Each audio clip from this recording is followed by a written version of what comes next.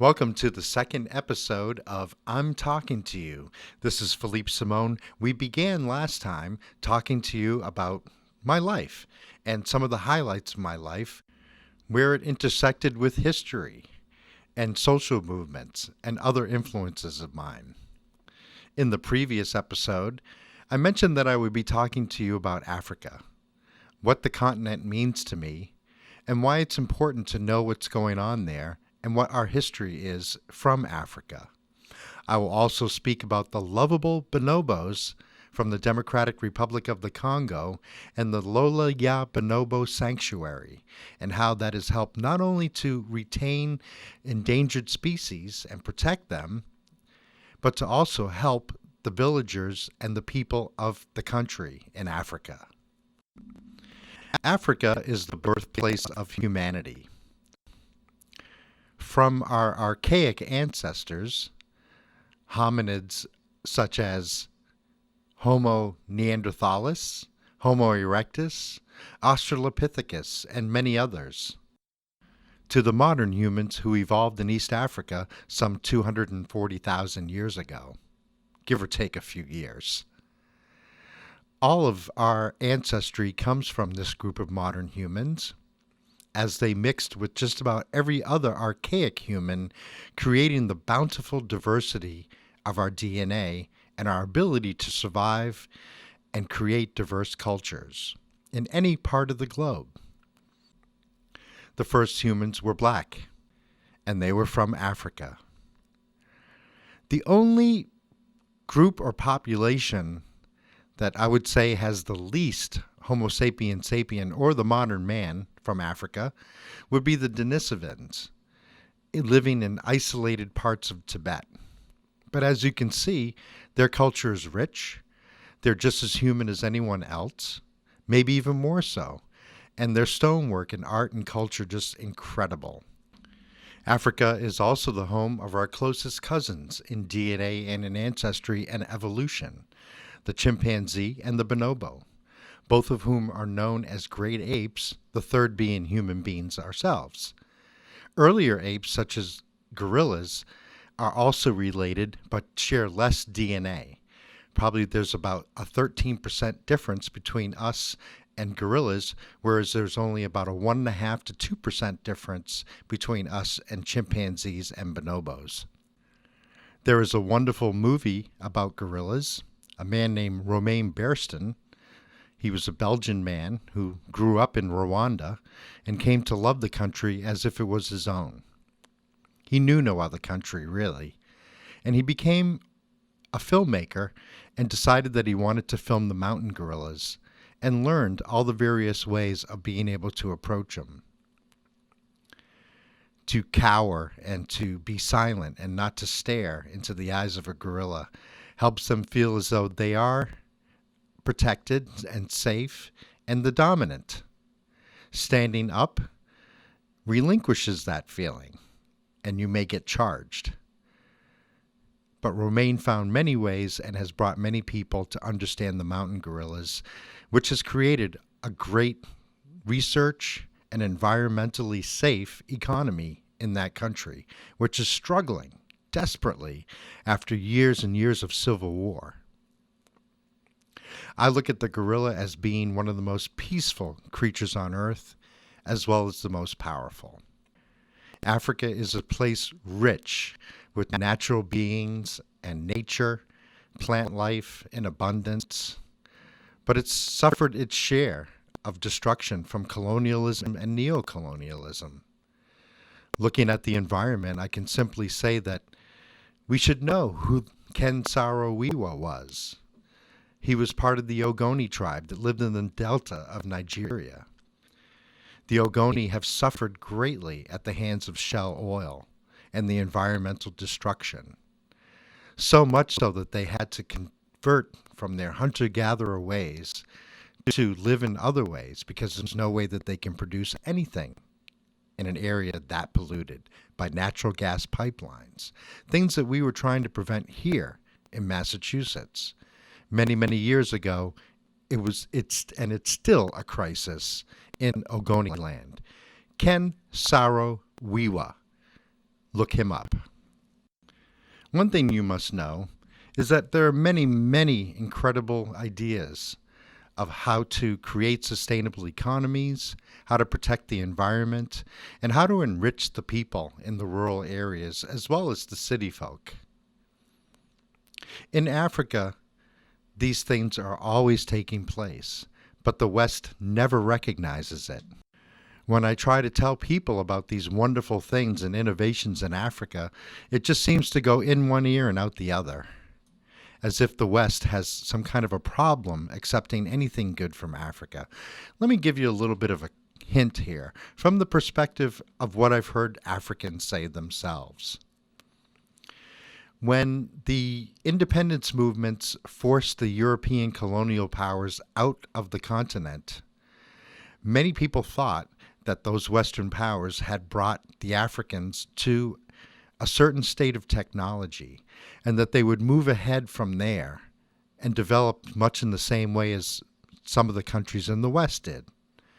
That was not the intention or desire of the African people or its leaders during those days of early independence. And the one thing that Americans and other people and Europeans need to understand about Africa is that they had a civilization, they had technology, they had a well-organized political and survival structure. They want to regain the place where they left off. Their evolution and their history as a people was interrupted, invaded, and marred by colonialism, slavery, and all the degradations of that. They decided that they would not follow the path of the West. For after all, it was the West who created slavery and colonialism and imperialism to fuel its capitalist economies. The African people and their leaders at independence said, we must regain our culture, our history. We must find that place where we left off and start again. As Samora Machel said, the leader of the revolution in Mozambique and its first president, LUTA CONTINUA, which is Portuguese and it means the struggle continues. And he said this because we've won the revolution, but we have another struggle to take on. We have to struggle against poverty. And when that's done, we need to struggle against lack of education, and so on and so forth. So the struggle continues. There's no absolute. I'm going to list a few names that I'd like people to research. There's all kinds of information on YouTube if you want to watch movies and films. And there's also lots of written information. But some of the most fascinating African leaders was, of course, one of the first countries to attain independence, being Ghana, is Kwame Nkrumah. My own personal favorite is Patrice Lumumba. I liked Patrice Lumumba because he believed in the unity of the Congo. He believed that all human beings had very similar needs, and there was no time or need or effort necessary to maintain tribal allegiances. Unify the Congo, unify Africa, and then unify the world. One human race.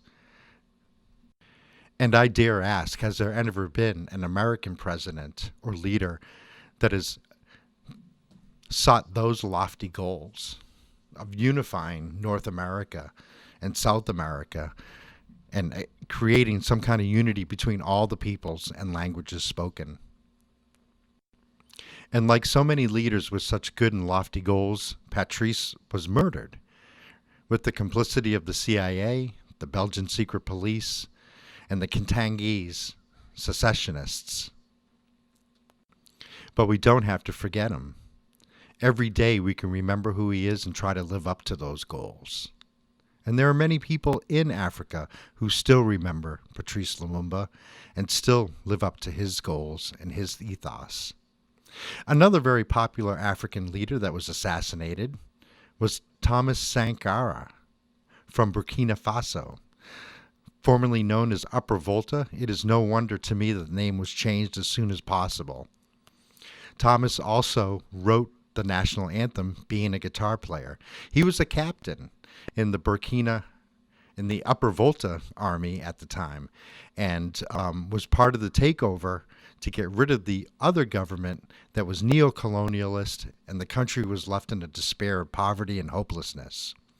Deforestation and desertification was occurring on the northern edges near the Sahara Desert, and there were a lot of crises that people had to face.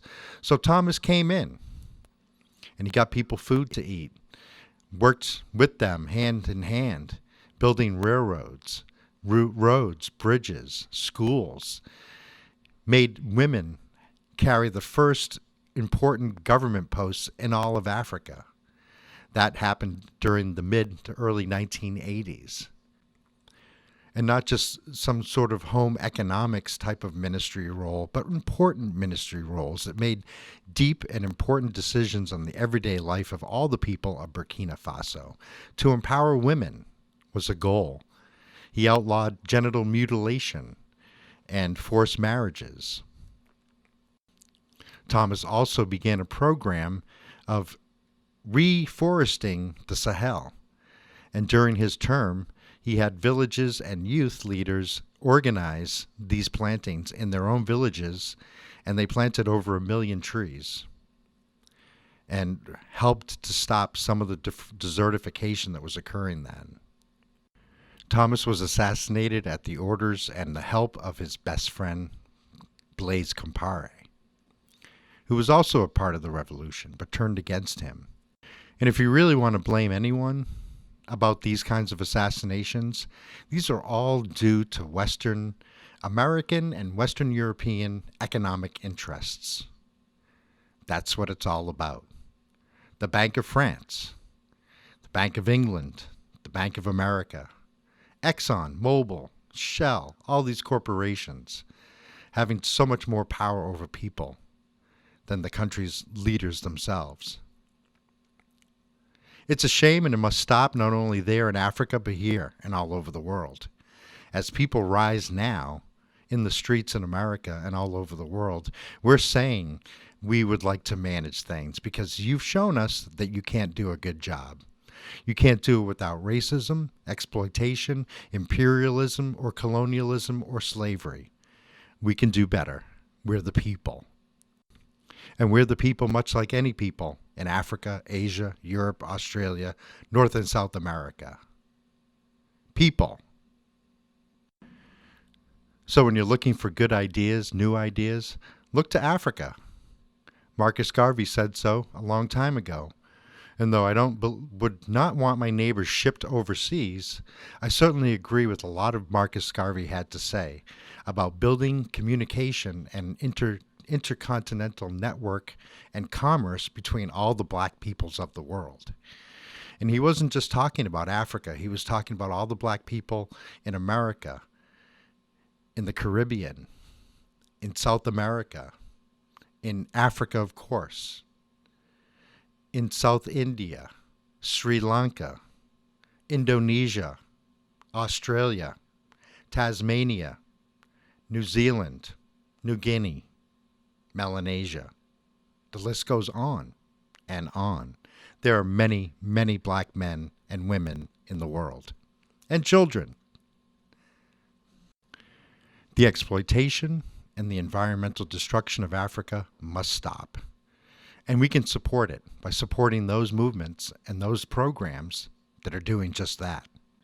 In distant antiquity, Greek classical culture and Western culture had its origins in Asia and Africa. The Persians, the Egyptians, the Ethiopians, to name a few. These were the cultures that influenced all of Western culture. And I wanted you to know that. If you're looking for someone to listen to teach you a little bit about Africa, who is African themselves, then I suggest you listen to the teachings of Professor P.L.O. Lumumba. He is from Kenya. He is the director of the Kenyan Law School and a scholar. He speaks to many different groups and educates all kinds of government and military personnel about equal rights and justice in Africa. Professor Lumumba, check him out on YouTube. Check him out online. Go to his website. You can go to any African country's embassy website and learn about those countries. Did you know that? Have you ever looked? Have you ever wondered why? You haven't looked. Think about it. When I need to gauge the feelings and the perspective of Africans, I have listened to Professor Lumumba as one of the latest people who does that. It's also pretty easy to get yourself friends in other countries on Facebook or Instagram.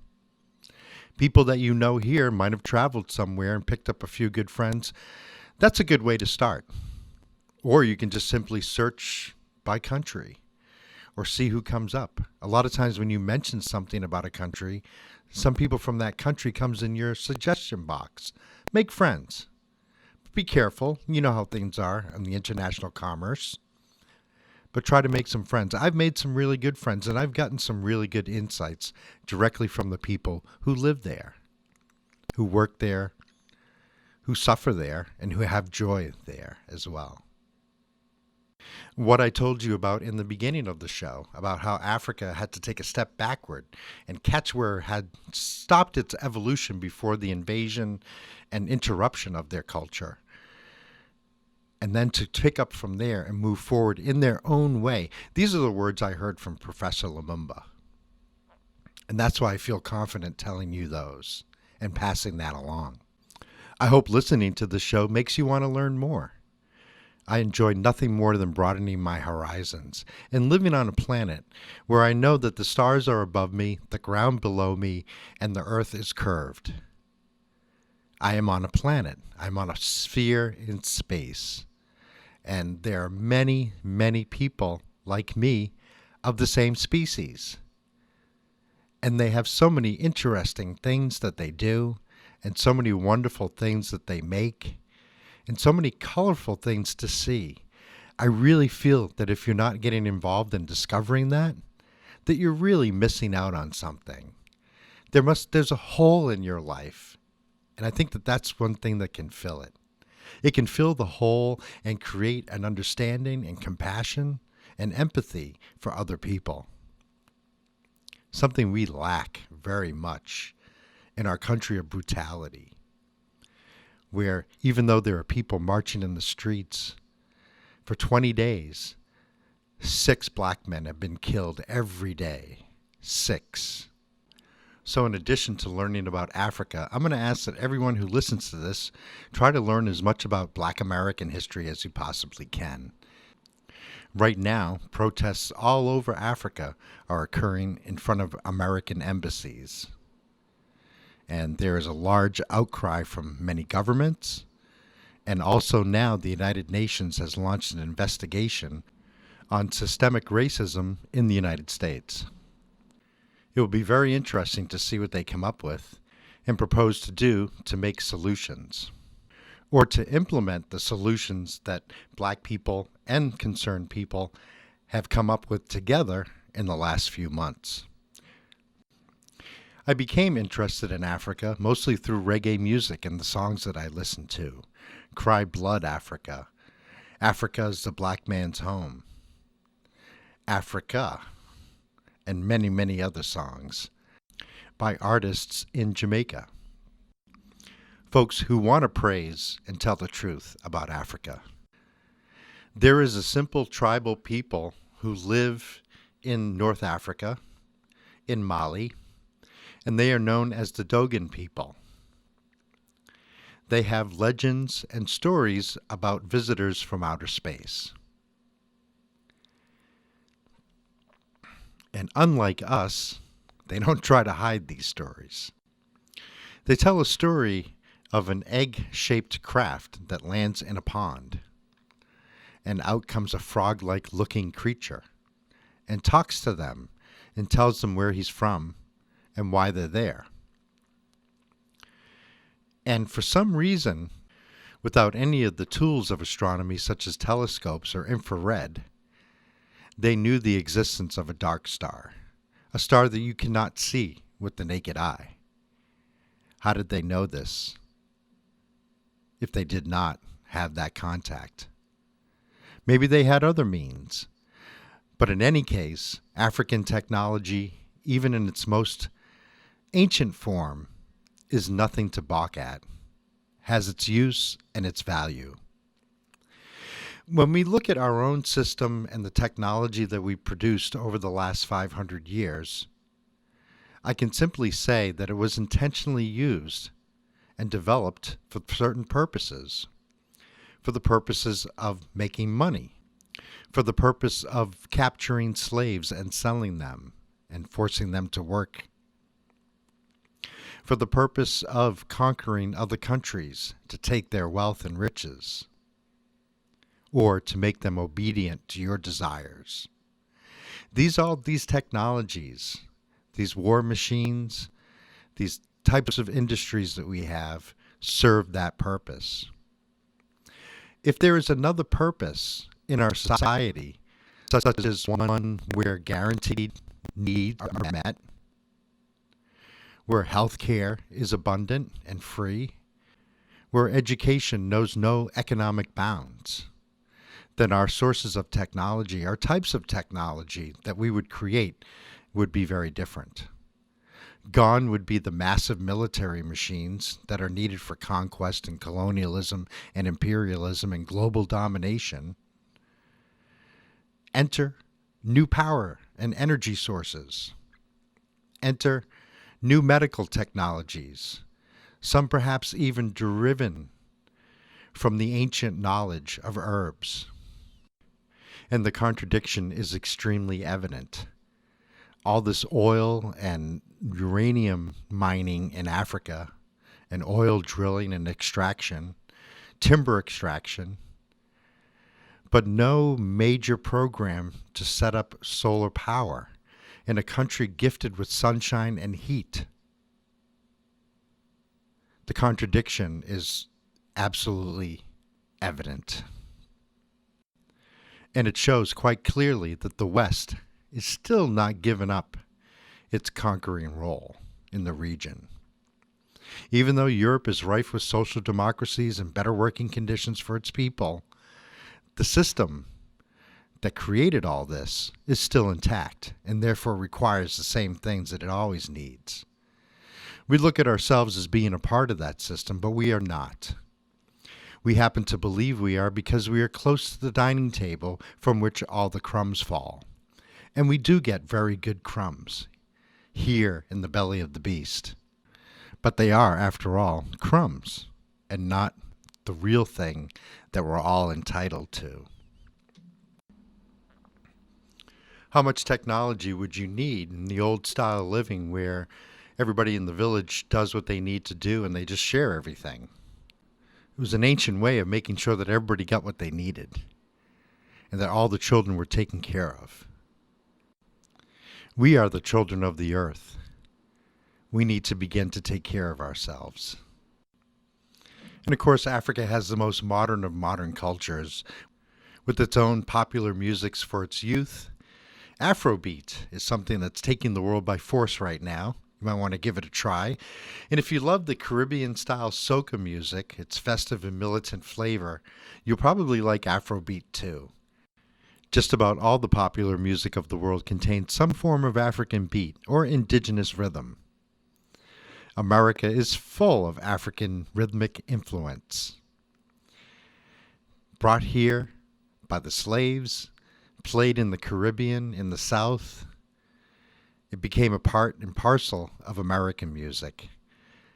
And yet, those pioneers never received that much credit for it.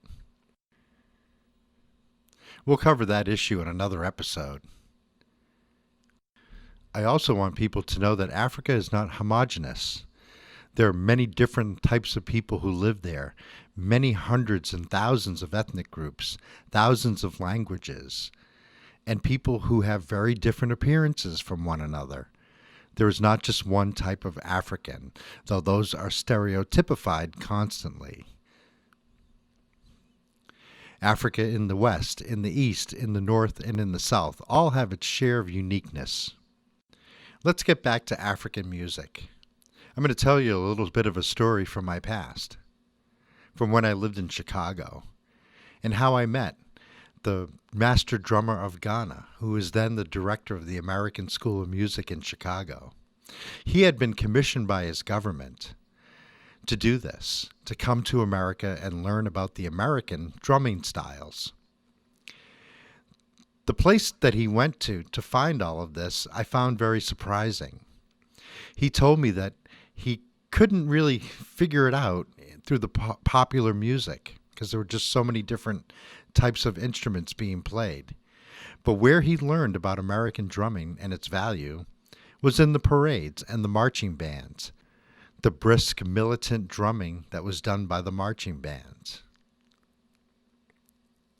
I saw his performance, as he and his class would give a performance every year, and his solo piece left me just incredibly dumbfounded. Not only was his drumming top class, because you see, the master drummer of Ghana has to not only learn all the popular styles of drumming, but all the ceremonial styles, and for every ethnic group, and the languages that go along with them, and what they mean, and what the drums mean. Drums for communication, drums for ceremony, and drums for dance and entertainment. He had to learn all of that. So here he was performing, and he's playing his drum, incredibly, a djembe, a large djembe. He was able to spin his whole body around while his arms remained in front of the drum, playing the drum, so that his whole body was spun completely around while he was playing the drum. I don't know if you can picture it. I don't know a better way to explain it, but I was just dumbfounded that he could do this incredible feat. Drumming does that, though. Drumming is a very good physical thing for people to do. Get a drum. Try it out. I've been a drummer for years. I started on hand drums, but I've been a trap set drummer in reggae bands for over 35 years. Not only does it keep me physically fit, but it is a great mental healing tool and a great outlet for creativity, as well as to be part of something, a group of people who share the same ethos and want to talk about it and want to communicate it through music. Chicago at the time had a very large African community, and I was actually able to see one of their incredible performers, Chief Ebenezer Obey from Nigeria. He had a huge group. He had talking drummers with one outfit. They had some kind of ruffly sleeve with black and red striped vests and black, gold, and red striped pants. And they all wore the same thing. The guitarist and the slide guitar and bass player, they all wore a form of green dashiki with some kind of design on it. The harmony singers, one of which was Chief Ebenezer Obey's son, wore the same type of outfit as the guitar section, but wore it in an orange fiery color. His conga player dressed any way he wanted, and his drummer did too. But it was an incredible sight to see, and it showed me something about how Africans regard music and culture. It is custom. And you know, if you're a musician, that we're some kind of low species who will eat their supper in the alley before the gig. And that's just simply not the truth, and simply not the way that we want to feel or we feel about ourselves. The most prominent members of the Nigerian community would come to these shows, and as the lead singer-guitarist, Chief Ebenezer Obey, sweated and perspired, they would put dollar bills, $10 bills, $20 bills, on his head to sop up the sweat. As they fell, once the job had been done, they were picked up and put into a box, and that was the band's tip. Thousands of dollars went towards the band in this fashion, and it just showed me that why aren't prominent business people coming to my show with my reggae band about the wonderful things that we sing about and putting money on our sweating foreheads? I'd be remiss if I didn't mention Fela Anikulapo Kuti, as one of the most profound and prolific musicians in Africa, in African musical history. Fela was from Nigeria, of the Igbo people, but he sang for everybody. He was very popular and yet very dangerous to unpopular politicians. So he had problems from time to time. His mother was thrown out of a building and killed by the government. His hands were broken so that he couldn't play and perform. But still, he kept on. Fela incorporated a style of West African high life, like a jazz, but more like an R&B. One of his main American influences was James Brown, and you hear much of that in his music. He sang about colonialism, neo-colonialism, world imperialism, and all the things that were troubling Africa, and even the rest of us here, until his death in the 1990s from AIDS, a disease that could have been prevented and cured and treated much, much earlier on had Reagan not turned his back on it. Before I moved to New York in 1994, I lived in Allston, Massachusetts, having grown up in Boston and lived there my whole life. I was roommates with some really interesting guys. One of them was Tunji Adewale from Nigeria. And every Saturday morning he would get up at the crack of dawn and clean the entire kitchen, washing out the sink. And then he would take a whole chicken, and cut it up into pieces and wash it. And he would actually make it dance and talk and sing. Some way of his celebrating the chicken curry that he was going to make. Then he would take onions, green onions, white onions, tomatoes, spices, herbs, and even spinach, vegetables, and blend it all up in the blender and make a sauce for that chicken to stew in for hours and hours with the curry paste or the curry powder or curry sauce that he used. And it was in this fashion that I learned how to make curry chicken Nigerian style. Served with very delicious rice, usually parboiled and seasoned, and also with cassava that was ground, or the white yam, the cocoa yam, that you would mix with water and you would have like a pasty substance. These were the greatest things to eat that hot, spicy dish with because they were absolutely neutral. I had the privilege of meeting Tunji's cousin, Yomi Adewale, who actually played bass on Fela's album Black President. I found out that Yomi's birthday and I were the same, August 8th, 1961. I was born in the morning. I think he was born in the afternoon. And we realized that we were born at just about the same moment. We had an uncanny ability to carry on two conversations with each other simultaneously. He was a very friendly and gregarious person, like me, and I found that to be really comforting to be in the presence of someone like that. Had I closed my eyes, had I closed my heart and my arms to Africa, would I have ever met him and had this experience? That's the question I ask of you. Are you missing experiences? One thing I've gained recently from friendships with people in Africa is to learn about how Africans feel about African unity. I'm a great admirer of the African Union. I look forward to continental or even international organizations that have power to dispense justice.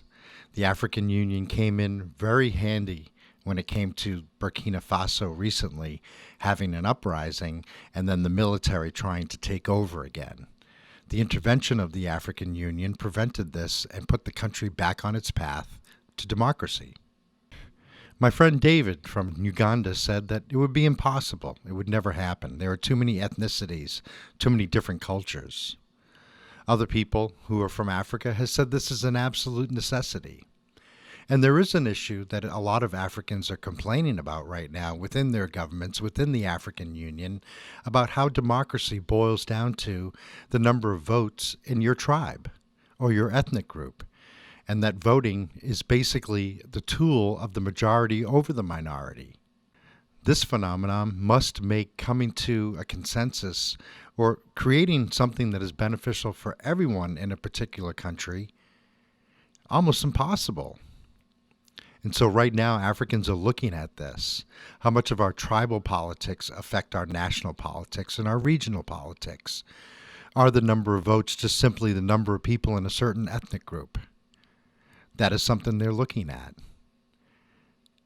We need to look at that here, too, since we do have voter disenfranchisement among people of color. And that needs to stop. How can you run a country for everyone if you don't get the input from everyone? I've left you with some pretty big things to ponder. And I hope you get some insight and gain some wisdom and at least challenge your intellect trying to figure it all out.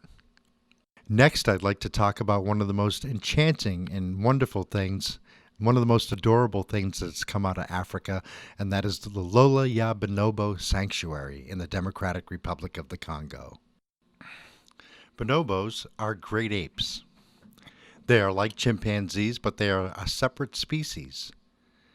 And as a matter of fact, they diverged from chimpanzees only 2 million years ago. They carry just a little bit more DNA that is compatible with humans, and therefore they are our closest living relative in the natural kingdom, of which we are a part of too, and that we should not forget. While chimpanzees are aggressive, though loyal and innovative and imaginative, they can be very violent and are a patriarchal society. Bonobos, in contrast, are very peaceful. Their evolution has caused their bodies to produce cortisol when they come into situations of crisis. This makes them stressed. They overcome the stress through hugs and sharing. And while the bonobos are a matriarchal society, they are also egalitarian. Everybody is equal. I look at the bonobo hierarchy as more of a babyocracy than anything. The mothers are the leaders, and they lead by a group of them. And the male's best option is to support those mothers by taking care of babies and perhaps finding food and things like that to give. And basically staying out of the way and being with each other. Bonobos are very sexual. And it is their sexual nature that creates their very strong bonds with one another. The babies, on the other hand, get to do anything they want. If a mother is eating food, that baby is more than welcome to just eat it right out of her mouth. And the mother will do nothing. There is no such thing as punishing a baby bonobo. They are guided, they are shown what's right and wrong, and things are removed from them that they're not supposed to have. But they are not punished in the way that we punish each other and our children. And it makes me think that we don't need to punish our children in that way either. They seem to grow up to be very healthy, rounded individuals. Bonobos are native to the northern provinces of the Congo.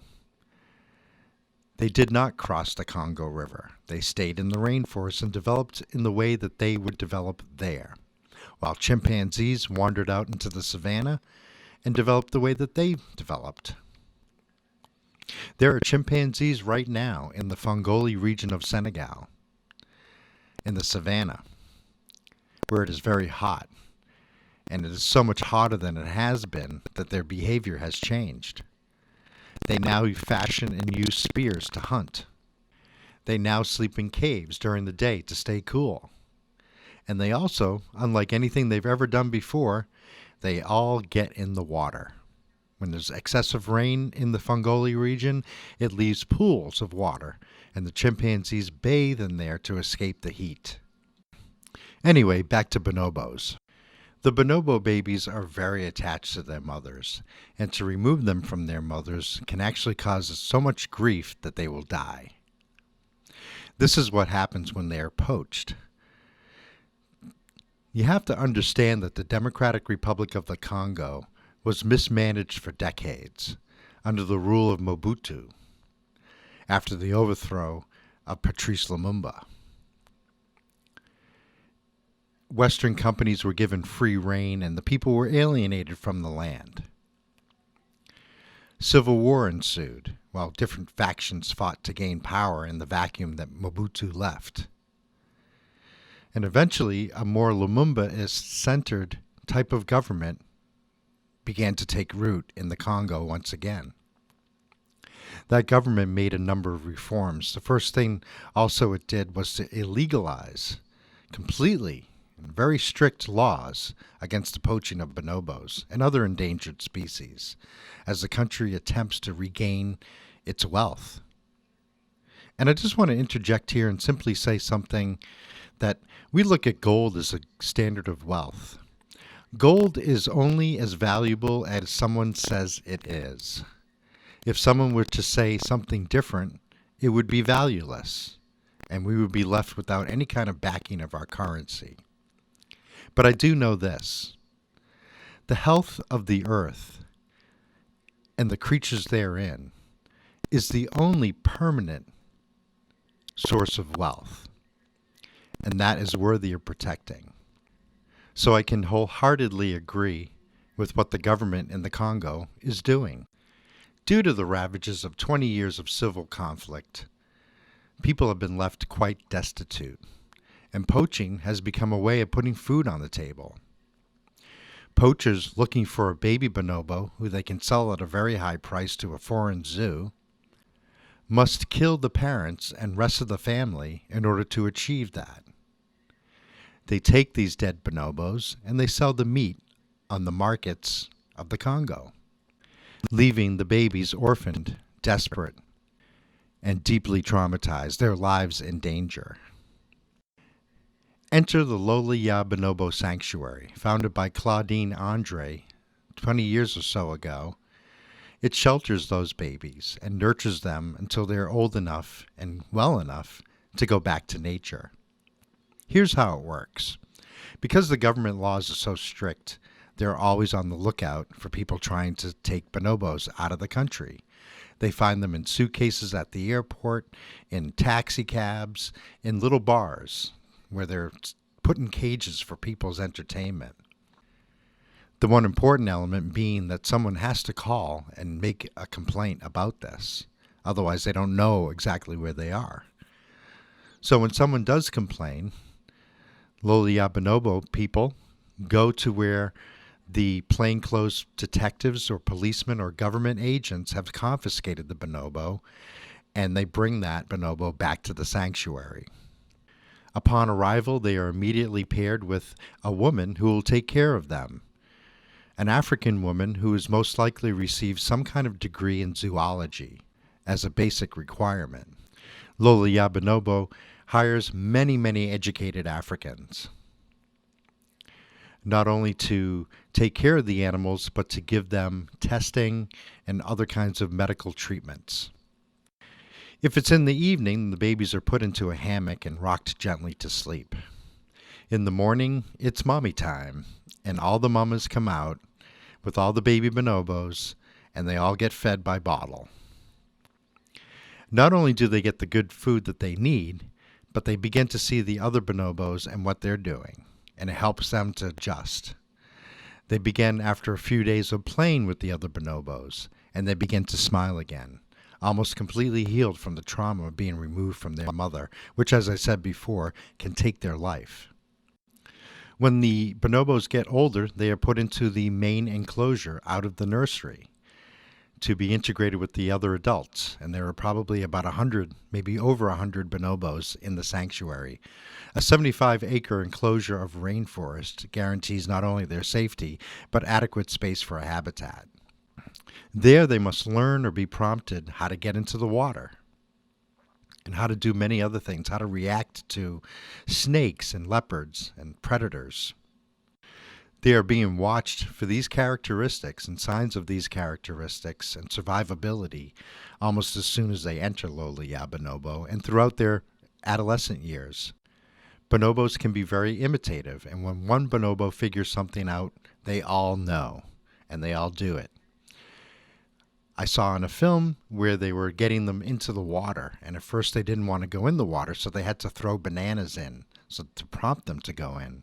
And they still didn't want to go in the water until one of them figured out that he could hold a vine that was attached to a tree on the shore bank and wade out into the water with that security line and get his bananas.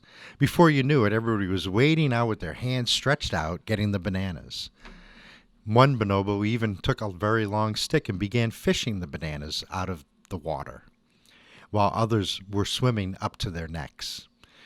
This is a necessary thing for them to learn because it floods seasonally in the Congo and in the rainforest where they live, and they need to be able to wade through or even do a little bit of swimming and navigate these little channels of water that come with the floods. As the bonobo sanctuary became overcrowded, the founder realized that she needed to find a way to repatriate them, hence all the lessons and all the observation. They negotiated with the government and found some villages in the north, near the natural habitat of the bonobo, in the land occupied by the Empole people, a very large ethnic group in the northern Congo. The people of these villages live off of the health of the land, and it was very easy for them to agree that protection of the forest was necessary, and protection of the species that were endangered was also necessary. The Empo, by the way, revere the bonobos.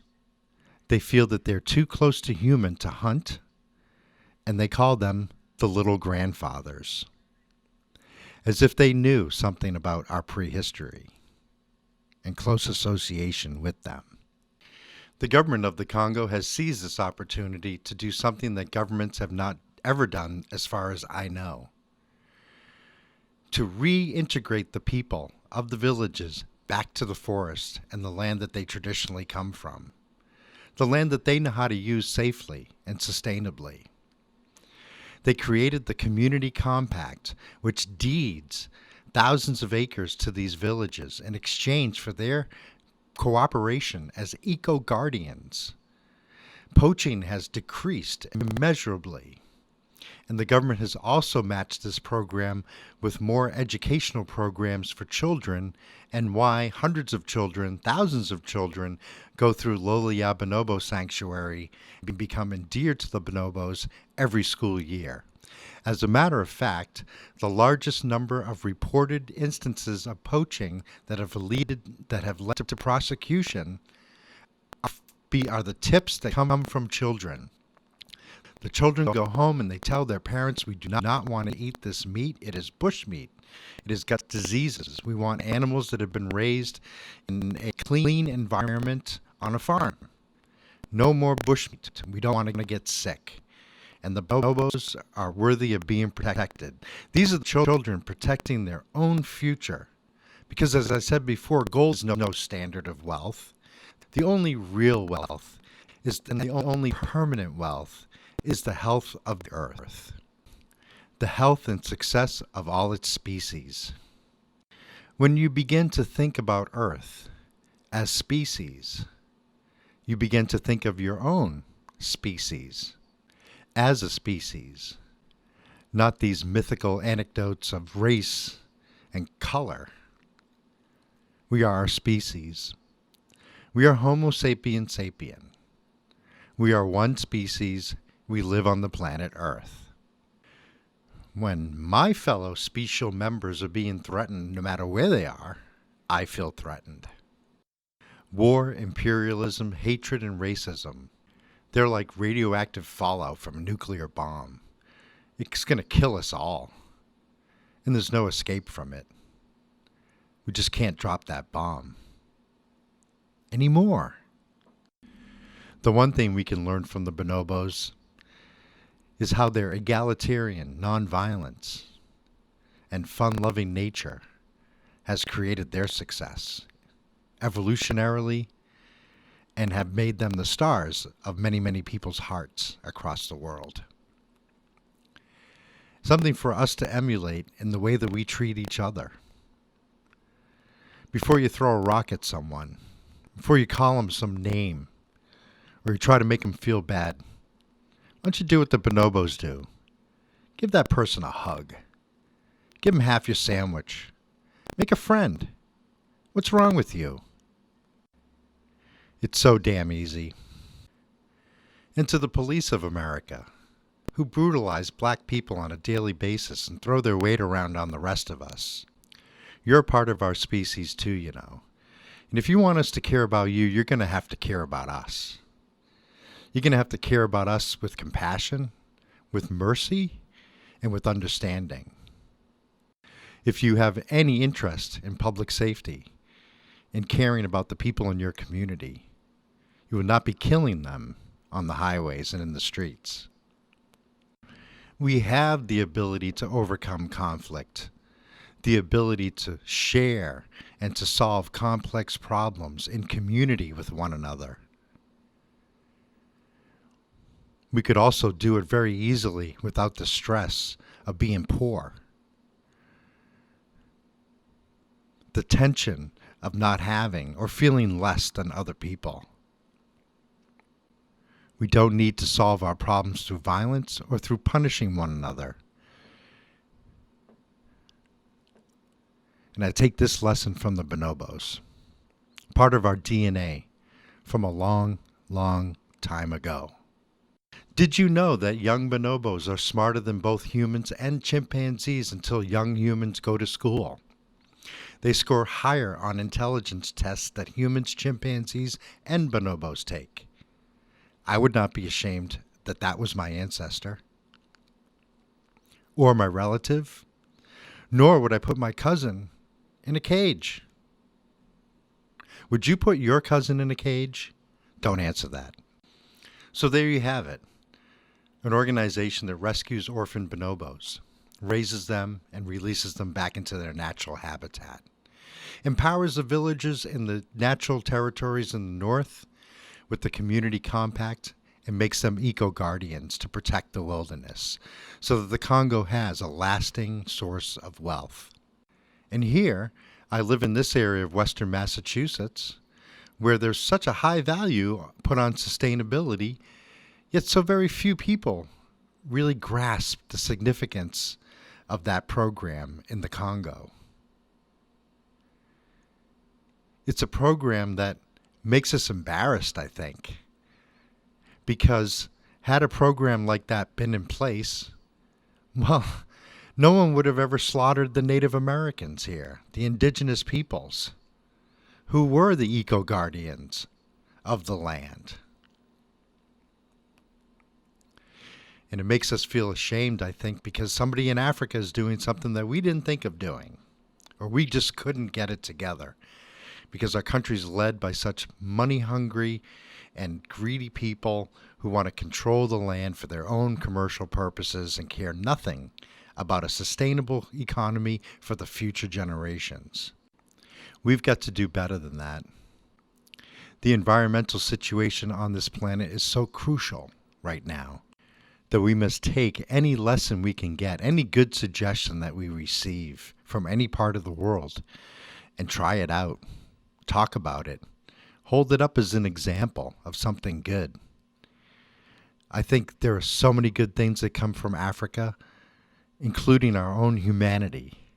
And we owe it to Africa, which was exploited for hundreds of years, to give them an ear, like we need to do so now, to listen to what the black man is saying and black woman is saying in this country right now, without interjecting our own analyses. Learn something. Toss it around the block. Ponder it. Think about it. And when you think you've thought about it enough, talk about it with other people and see what that idea does. This is what Africa means to me. It is a feeling that reaches down into my heart and my soul because it is the origin place of my species. It is the place where the ancient knowledge comes from the earliest years of human civilization. It is the place where many, many people live in harmony with the earth. It was a whole continent that was brutalized by its European masters, yet an entire continent that rose to gain their own sense of identity and to reclaim their culture, history, and social evolution. It is also a place that when things are running well in Africa, when the people are doing well, it is something that makes me happy. And when I heard the words of Marcus Garvey say, "Look to Africa," I looked and I loved what I saw. And the things that I didn't love, I knew that I would have to say something about. If the West really wants to feel like it's on the side of civilization, then help Africa out. Pay back your debt. Return what you've stolen, and at least help the people to regain their self-sufficiency, and listen to them. Ask them what they want from you. You may be more than complimented, but give them a chance to, and stop imposing these things on them, imposing the things that we need to sell them so we make money. I don't want to make that kind of money. I'd rather work and make mine honestly. And I'm sure most of you do too, and want to have no part in imperialism, war, or colonialism. And so the question remains, what do we do here at home to help? What do we do here at home to create a world that we're worthy of living in, and that is worthy of humanity, worthy of all the hundreds and thousands and millions of species out there, worthy of its own air, sea, land, and sky? Worthy, because it brings out the best. Today's episode was made here at WMCB in Greenfield, part of Greenfield Community Television. Community access television and radio struggling to survive in this town. There are many who want to keep the voice of the people silent and want to turn that into a profit-making machine. But there are so many more of us who value free speech, culture, the ability to learn something that we wouldn't have thought of, and the ability to create our own message and deliver that to people. That's what we call freedom of speech. Because what is freedom of speech if you don't have the means? If you don't have the technology? If you can't afford it, are you supposed to be quiet? Or be reduced to yelling randomly? That's not good enough for members of my fellow species. And one of the reasons why I put so much effort and emphasis into this type of communication, so that you can know not only what I'm thinking and what I want to talk to you about, but that you also have a place to do the same thing, to have a show or some kind of program, or even just a file of something that says that you've spoken about what you want to speak about, and you've let out the issues that are bothering you, that concern you, that impassion you, and that bring you joy. There are some things that take a little bit of work and a little bit of effort, but it's worth it. It's not just all about turning on a switch and having everything you want at your fingertips. How do you know what you want? Do you really know what you want? Have you tried everything in the universe to know which is what you want and what you don't? I don't think so. So we explore. It's a perfectly natural thing to do. Exploration and simple curiosity. The curiosity of a child being one of the most precious gifts given to humanity. And yet we balk at it as a joke. But it is a valuable gift. And it's a gift that leads to good things. I'd like to thank everyone for tuning in and for listening to me. I think you've made it through just about an hour of this, and I salute you. Again, Philippe Simone here. The show is I'm Talking to You. This is episode number 2. We spoke about bonobos and about my passion for what's going on in Africa. Its people and its civilization. Stay tuned for my next episode. I'm going to be talking about my experiences in the reggae music business as a musician, as a dreadlock, as a rebel, and as a person who, like most reggae musicians, believes that it is possible to live our entire lives in peace and love. I want to say thanks again, and you have a wonderful, wonderful week, a wonderful month. Keep safe and enjoy yourselves.